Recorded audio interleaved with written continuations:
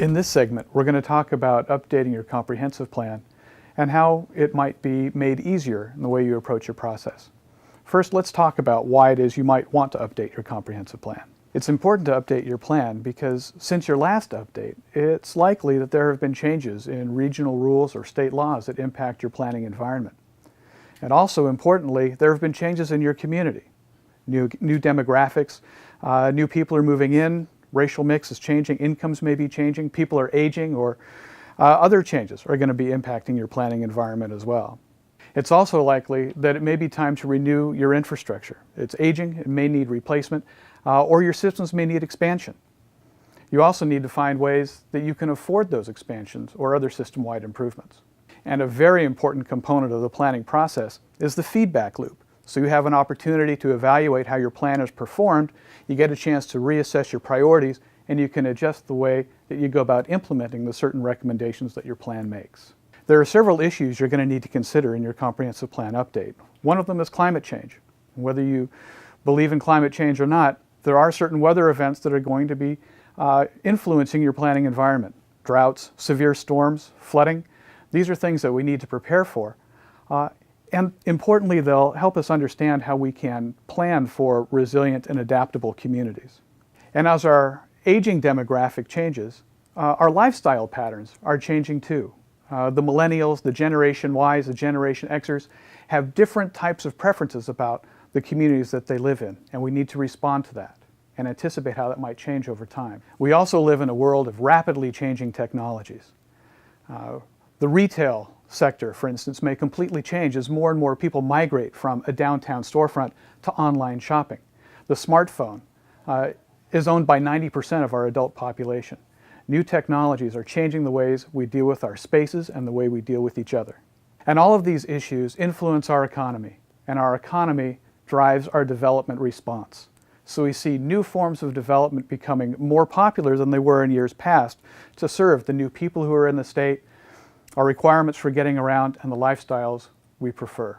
It's likely that our policy response is going to deal with physical mobility, local food production, and other similar responses so that we can meet the demands of this generation and those to follow.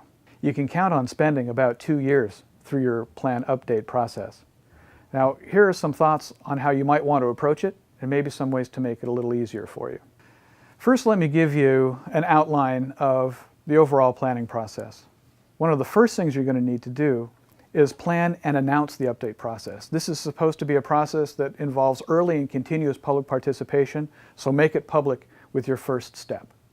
The second thing you're going to want to do is to take a very close and careful look at your existing plan so you get a better understanding of its direction. And while you're doing that, take a very close and careful look at your community so you can begin to gauge how it may have changed over the years since your previous plan was adopted. The Department of Commerce has prepared a comprehensive plan update checklist that will help you understand which items you will need to update as part of your process. So it's good to begin to define your scope, at least at a minimum, around what that checklist points out. And then we get into a more fun part of planning, when you get to take a look at your community's existing vision, vet it, and affirm it to make sure you're headed the right direction. And then you can start to develop different alternatives so you can explore different paths to achieve that vision. Once you choose a preferred alternative, then you can start to amend your plan's policies, the maps, and the text so you have an internally consistent planning document across all of its elements. And a key component of your plan will be its implementation package. How are you going to make these policies become a reality? So you'll craft an implementation program, and that will feed directly into the way you take a look at and amend your development regulations. So at the end of this process, you'll have an updated comprehensive plan, you'll have an audit of your development regulations, new development regulations where you need them, and it will all be done in time to meet your planning deadline. Remember, adopt your comprehensive plan update and your revised development regulations by the deadline to ensure that you remain eligible for certain state grants and loans. Every community that goes into this plan update process starts from a slightly different place. And there are at least 3 things that you might want to consider as you start to shape your process and customize it for your community. Let's look at a couple of examples here. In one community, things are probably okay. The vision that was adopted as part of its original comprehensive plan is still relevant today, and they don't really foresee any kind of a major change on the horizon. So their plan is going to be focused on just adjusting their policy, maybe fine-tuning their vision a little bit, but focusing on implementation so it can move down the road. In another community, perhaps it's suffering from the ramifications of a controversial development proposal that divided the community. Or maybe there is just a general sense of discontent for something that has absolutely nothing to do with planning. In this type of a community, you're probably going to want to focus on rebuilding trust, rebuilding communication channels, and developing a policy framework that is clear and compelling. And some communities are dealing with a bit of a fiscal pinch, where statutory limits on increases in property tax diminish a revenue stream over time in relation to increases in costs. And these costs include providing those public services that this plan update is going to address. So if this fiscal situation is similar to what you're experiencing in your community, it may be time to use this plan update process to take a look at the way you build and maintain your roads, provide utility services, and so on.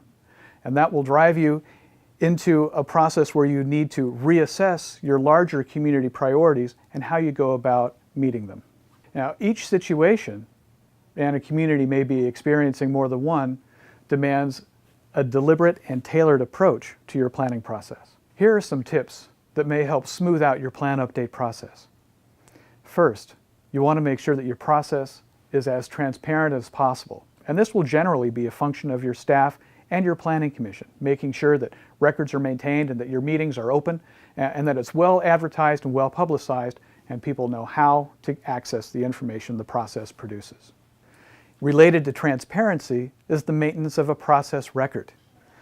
Your staff will make sure that every decision, every public meeting, every document is incorporated into a project record so that the process can be tracked from its beginning to where the plan update is actually adopted. These planning processes are supposed to be based on public input and guidance, but it's also essential to making sure you have a plan that is adoptable and supported by your community at large. So you have to make sure that your process is an engaging one, that people want to participate, and that their participation is meaningful and rewarded every step of the way. It's also a good idea to have some physical, tangible examples of the type of vision you're after with your planning process. So visit other communities that you see as models of success, take pictures and pass those around, share those with the community, and make sure that people know what the likely consequences are of their policy actions. A successful plan is one that's implemented. And as you're thinking about implementing your plan, that will guide how you involve the political base of support and your other planning partners so that you get that kind of buy-in and commitment.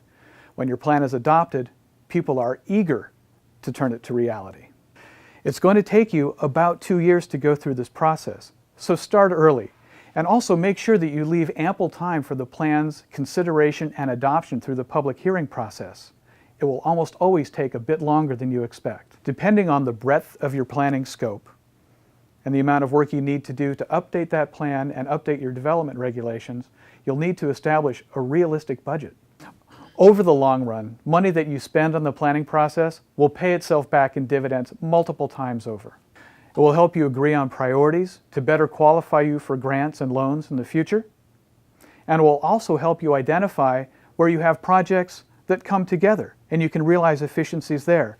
Putting in a water line can coincide with the street improvement, for example. Now, this process takes a lot of work, but it gives you an opportunity to affirm your vision, build community, reset your priorities, and move forward in a positive direction.